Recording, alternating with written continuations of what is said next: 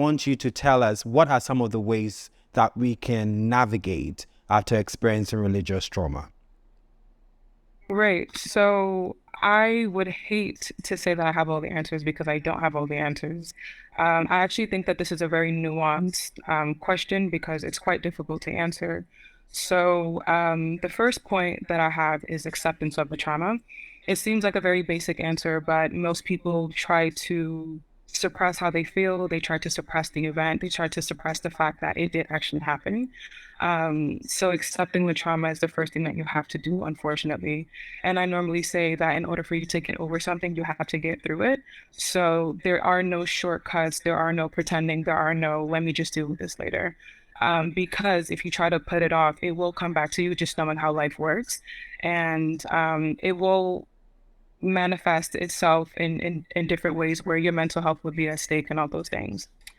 Um, so I also think forgiveness, which a lot of people don't like to hear that. However, I say forgiveness for different reasons. Even if you're not ready to forgive the person that inflicted the trauma upon you, maybe it's forgiveness of yourself for accepting that the fact that you may be carrying all this guilt. You also have to let that go because it's not for you to carry. It's not for you to walk around with intense shame all the time. Mm, Um, and then after forgiveness, I think it naturally leads to letting go of the shame and guilt that you feel that you are responsible for. right. Chances are, when you are experiencing a traumatic experience, it's usually not your fault, but people will make you feel like that. And I think something that helped me go through my own personal traumas, whether it was religious or not religious, I understand that most people that you encounter are dealing with an unresolved trauma, and sometimes that is very difficult to see past because most people are not trying to or not willing to resolve their trauma. Another thing that I did as well, I use my resources. So by that, I mean, I would go on the internet and I would go on YouTube specifically to hear how people share their trauma. Sometimes Like we're hearing doing testimonies now. can be quite encouraging. Right. What did you say? I just said like we are doing now. Yeah. Yeah, like we're doing now, because oftentimes the enemy is quite crafty. So he'll make you feel as if you're the only person that's going through something, but that's not Right. true.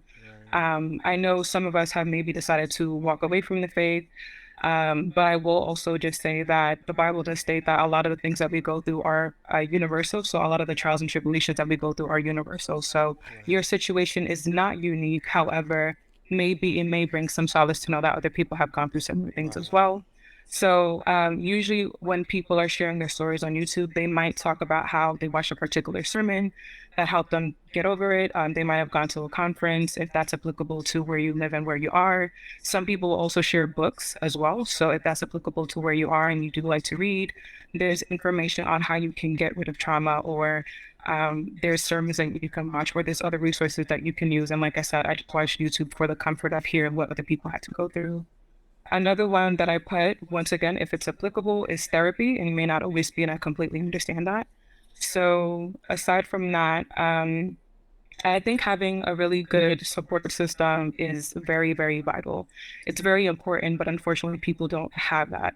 And I think it requires you to maybe get out of your comfort zone and meet people who might be well versed when it comes to understanding what trauma is, understanding how it can affect you. Because if you don't have people that you can go to, then you're going to continue to feel in isolation, essentially. Right. So I would say that as well. And then whether you are also not in the faith or not, I think this is my last point. Knowing that there's nothing that surprises God. So even in your anger and you feel like you can't go to Him because you've experienced a very traumatic situation, your feelings, your anger, your depression, your anxiety does not surprise Him. So you might as well just go to Him still feeling that way as well. And we know that in the Bible because there's David who did what he did and still cried out to God.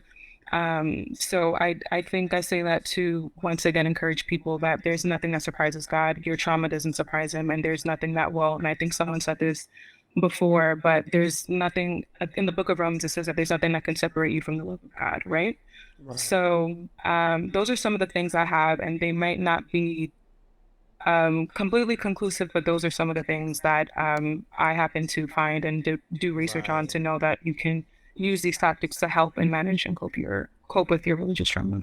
'Cause I have a heart that's got so much love to give, and you're gonna feel it.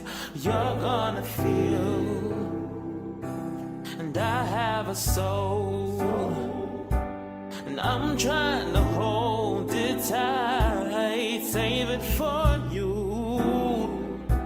I'll save it for you.